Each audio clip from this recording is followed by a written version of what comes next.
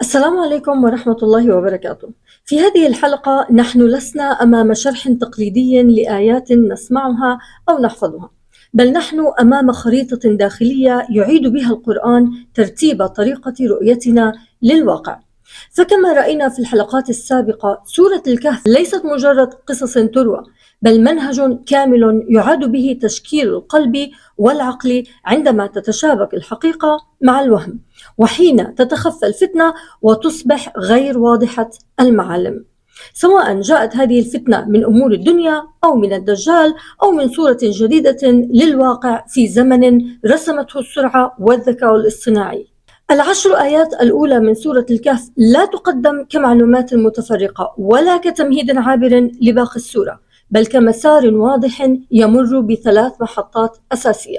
المحطة الأولى تثبيت المرجع لنا، المحطة الثانية كشف وهم زينة الحياة الدنيا، أما المحطة الثالثة فهي إعادة تعريف الميزان الحقيقي لما يبقى ولما يزول.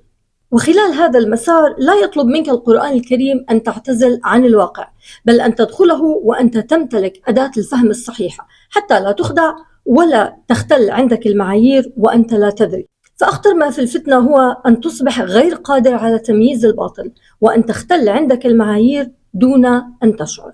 ولهذا قبل أن تبدأ برؤية ما يجري حولك، يدعوك القرآن الكريم أن تسأل نفسك أولاً: كيف ترى ما يجري حولك؟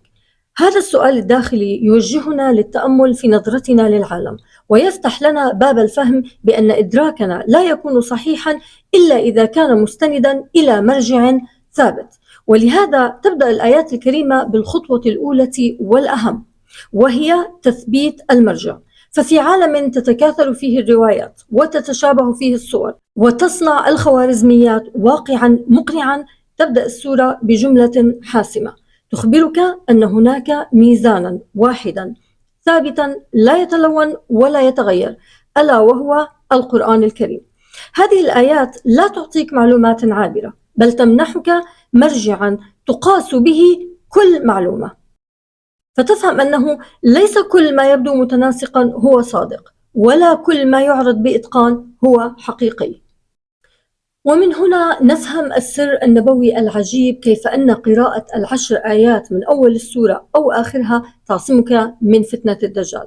فليست العصمة في سحر الكلمات أو جمال الصوت، بل في أن تستقر هذه المعايير في قلبك، فلا يستطيع أحد أو شيء أن يتلاعب بإدراكك، لا دجال ولا غيره.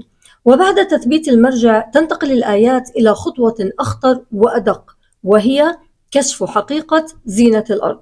فالقرآن لا ينكر جمال الدنيا ولا يطالبك برفضها أو الهروب منها، بل يوضح وظيفتها الحقيقية، وهي أنها أداة اختبار وليس دليلا على القيمة. وفي عصرنا لم تعد الزينة فقط في المال، بل أصبحت صورة، رقما، تفاعلا، واقعا مفلترا يبدو أجمل مما هو عليه.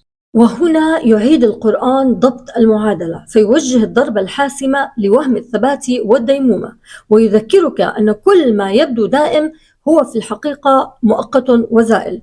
وهذا ليس خطابا للتشاؤم، بل دعوة لتحرير القلب من التعلق بما لا يدوم.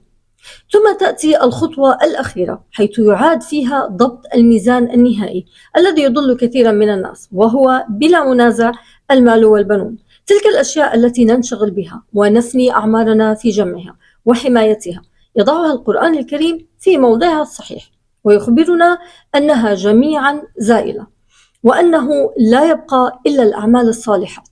خلاصة ما تقوله هذه الآيات: ليس الأهم هو ما يراه الناس منك أو عنك، بل ما سيبقى لك عند الله. بهذا تصلح الآيات بوصلة القلب، وتعيد توجيه الإنسان قبل أن يدخل ميادين الاختبار الحقيقي، وعندها فقط يصبح الإنسان مستعدا للدخول إلى القصص العملية في سورة الكهف، حيث الفتن لم تعد أفكار نظرية، بل مواقف حقيقية تختبر فيها العقيدة والمال والعقل والقوة.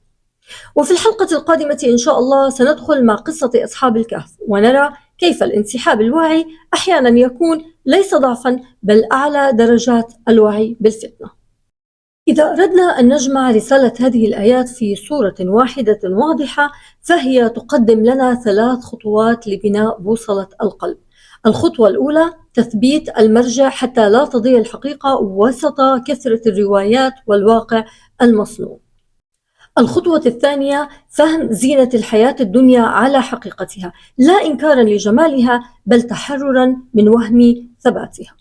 الخطوة الثالثة: إعادة ضبط الميزان الأخير حيث لا يبقى للإنسان إلا ما قدمه لله عز وجل.